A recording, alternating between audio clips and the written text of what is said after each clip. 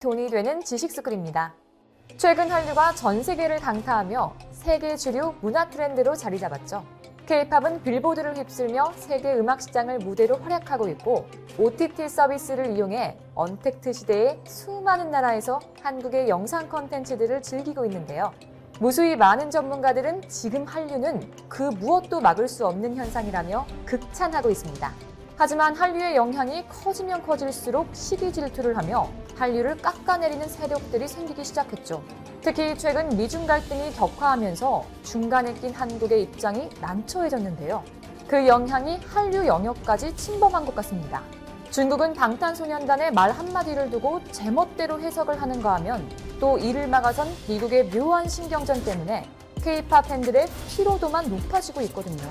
게다가 최근 K-팝 아이돌 그룹이 빌보드 차트 최상위권을 점령하자 독일 공영방송 도이체벨레가 K-팝의 부정적인 면을 집중적으로 부각한 기사를 게재했습니다. 도이체벨레는 K-팝 아이돌 연습생 육성 시스템을 비판하면서 이런 방식으로 키워진 가수들을 일상이 통제받고 각종 권리를 제한받는 피억압자에 가까운 모습으로 묘사해 마치 한국 아티스트들의 능력보다는 공장에서 찍어내는 상품으로 비유했습니다. 게다가 불과 몇십 년 전 한류 초창기만 해도 외국의 비판적 언론들은 한류는 예술인들의 자발적이고 자생적 본능에 의한 창작이 아닌 정부 주도의 경제적 목적 지향의 국책 사업이라고 지적하면서 한국에서 생산되는 문화 콘텐츠들은 엔터테인먼트적인 요소만 있기 때문에 너무나도 가볍다고 비판했었죠.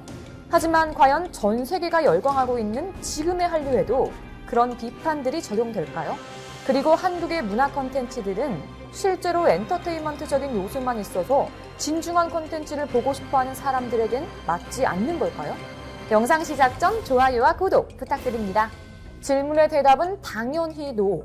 지금 한국의 문화 콘텐츠를 비판하는 사람들은 그저 한류가 이렇게까지 파장이 커질지 몰랐기 때문에 질투와 시기를 하며 당황하는 것뿐입니다. 이를 증명하듯이 전 세계의 콘텐츠 왕국을 구축 중인 넷플릭스의 창업주 리드 헤이스팅스 CEO는 그간 공식 석상에서 한국에 대한 각별한 애정을 숨기지 않았습니다. 가장 재미있게 본 드라마로 킹덤과 사랑의 불시착을 꼽는가 하면 세계적 사랑을 받고 있는 한류 콘텐츠의 중요성도 강조했습니다. 한편 넷플릭스의 한국 유료 가입자는 지난달 기준 336만 명으로 추산되는데 전년 동월 대비 2배 가까운 증가세입니다. 넷플릭스가 공개한 3분기 매출은 시장 전망치와 비슷한 64억 4천만 달러를 기록했지만 주당 순이익과 글로벌 신규 유료 가입자 수는 시장 기대치에 훨씬 못 미쳤는데요. 이때 전체 신규 가입자의 절반가량을 차지한 한국, 일본 등 아태 지역이 아니었다면 넷플릭스의 성적은 훨씬 나빴을 것이라고 보고 있습니다. 이런 성과에는 최근 세계적 인기를 끌고 있는 K-팝, K-드라마 등 한국의 대중문화가 큰 역할을 했다는 분석도 나오고 있죠. 한 소식통은 넷플릭스가 투자한 킹덤, 보건교사 아는 형 등을 언급하며 한국이 글로벌 시장에서 넷플릭스의 가장 큰 성장 동력이 되도록 했다고 평가했습니다. 또 넷플릭스는 일찌감치 콘텐츠 중심 기지로 한국을 꼽았는데요. 2016년 150억 원에 불과하던 한국 콘텐츠의 투자 규모는 이제 연간 3천억 원 규모로 20배 이상으로 확대된 상태입니다. 이를 기반으로 한국에서 제작된 70여 개의 작품이 글로벌 시장의 넷플릭스 오리지널로 출시돼 자막 31개, 더빙 20개 이상의 언어로 제공되고 있습니다. 게다가 코로나19 사태로 주요국의 콘텐츠 제작이 줄줄이 멈춰선 상황에서도 한국은 이 기회를 놓치지 않고 오리지널 콘텐츠 전략을 앞세운 넷플릭스의 핵심 제작 기지로 활약하며 지구촌 콘텐츠 중심 기지로 부상했죠. 여기에 해외 유명 셀럽들도 한국의 문화 콘텐츠에 큰 감명을 받고 자발적으로 홍보를 시작했는데요.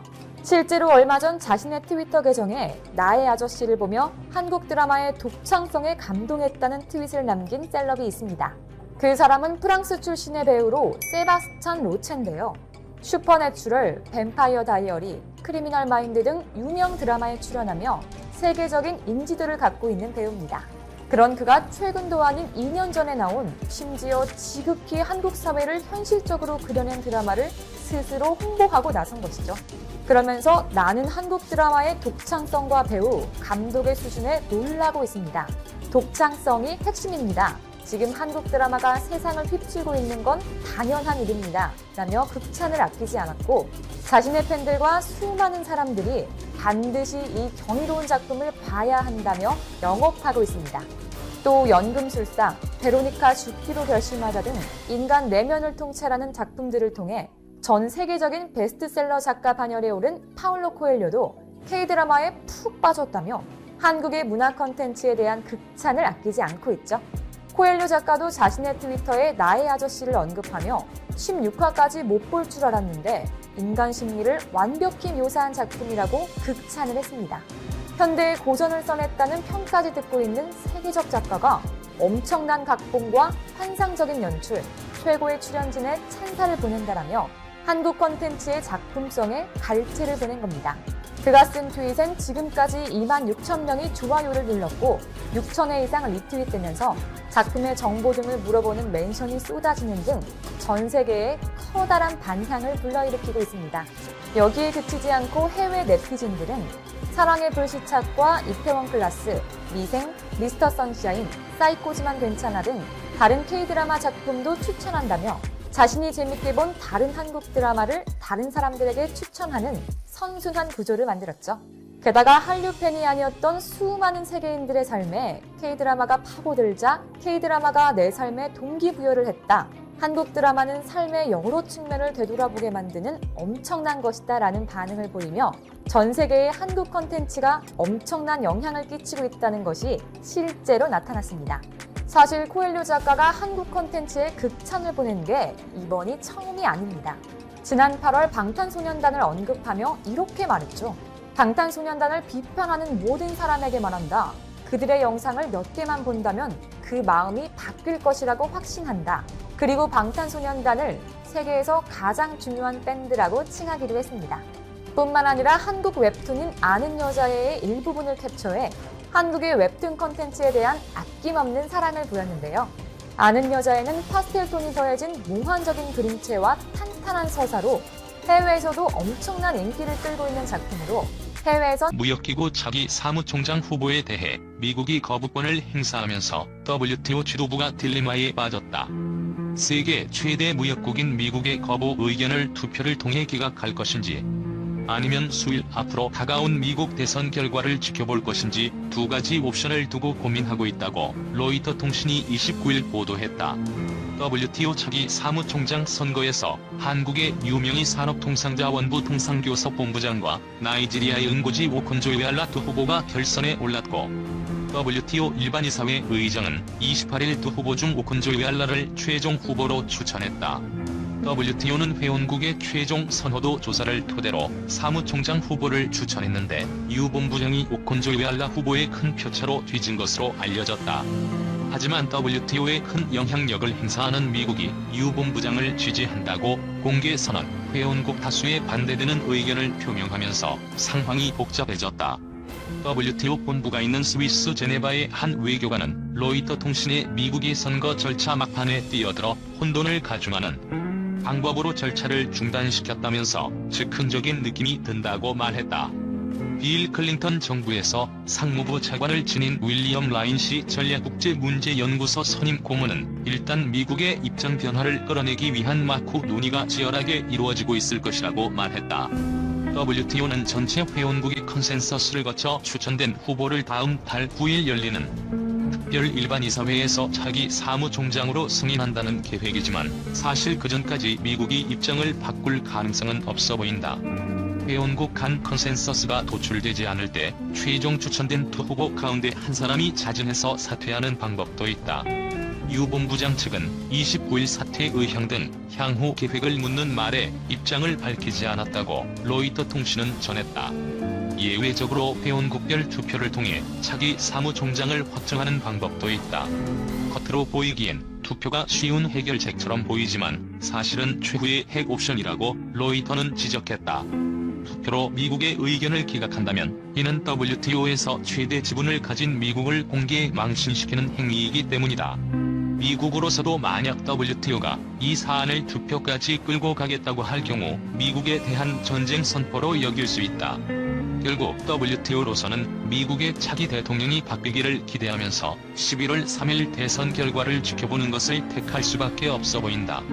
루퍼스 역흐사 전 미대외 무역위원회 회장은 미국 대선 결과가 또 다른 싸움을 해야 하는지 아니면 트럼프 대통령이 나갈 때까지 기다릴 것인지를 결정해 줄 것이라고 말했다. 일본 우리는 왜 후보 없냐? WTO 선거 계기 이물란 지적. 세계무역기구 사무총장 선거에서 유명희 한국산업통상자원부 통상교섭본부장과 응고지 오콘조이웨 알라 전 나이지리아 재무장관이 최종 후보로 남은 가운데 일본에서는 국제기구 수장에 도전할 만한 자국 인재가 없다는 내부 지적이 나오고 있다. 29일 요미우리 신문에 따르면 최근 10년 사이에 일본인이 세계보건기구 비롯한 유엔사나 15개 전문 국제기구의 대표에 임명된 것은 국제회사기구 사무총장을 지낸 세키미즈 고지 씨가 유일하다. 현재 중국 출신이 유엔 식량농업기구 등 4개 기구를 이끌고 있고 나머지 11개는 한국, 영국, 조자, 싱가포르, 토고, 불가리아, 프랑스, 케냐, 핀란드, 에티오피아, 미국 출신이 각각 대표를 맡고 있다. 일본은 중국이 여러 국제기구를 이끌면서 자국에 유리한 국제 질서를 형성한다고 우려하고 있다. 최근 WTO 사무총장 선거에서 유 본부장이 선전하자 한국에도 밀린다는 위기감이 일본 외교가에 감돌고 있다. 전날 일본 집권 자민당의 외교부회, 외교조사회 합동회의에서 일본 외무성 간부가 WTO 사무총장 선거 정세를 브리핑하자 한 의원이 왜 일본 후보가 이번 WTO 사무총장 선거에 안 나갔냐고 따져 물었다고 요미우리는 분위기를 전했다. 자민당의 루형성 전략의원연맹은 27일 스가 요시히데 일본 총리를 연담하며 일본인이 국제기구 대표로 진출할 수 있도록 외무성과 내각부가 나서 적극적으로 지원해야 한다는 뜻을 전했다. 일본 정부는 내년 8월에 예정된 만국우편연합 사무총장 선거에 이정성 출신의 니폰 유세이 임원을 당선시키기 위해 각국 대사관을 동원해 작업에 나선다는 방침이다. 하지만 국제기구를 이끌 만한 외국어 능력과 행정 경험이 있는 적임자 수가 제한돼 있고 일본이 단독으로 나서서 곧 효과를 내기는 어렵다고 요미우리는 평가했다. 이 신문은 문재인 대통령이 14개국 정상과 전화회담을 하고 73개국에 친서를 보내는 등 유 본부장의 당선을 위해 적극적으로 움직였다고 소개하고서 일본의 경우 순회급 지원이 타국에 비해 부족하다는 지적도 있다고 덧붙였다.